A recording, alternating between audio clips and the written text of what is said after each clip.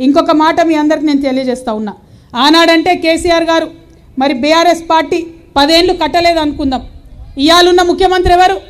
ఏమనంటే ఏమంటాడు, నేను నల్లమల్ల పులిబిడ్డను పాలమూరు బిడ్డనని చెప్పి మీ దగ్గర కథలు చెప్పి 12 సీట్లు మీరు కాంగ్రెస్ పార్టీ వాళ్ళకి రాసిస్తే కనీసం ఈ 2.5 ఏళ్ళల్లో ఒక్క తట్టెడు మట్టి కూడా రేవంత్ రెడ్డి గారు ఎత్తిపోయలేదు.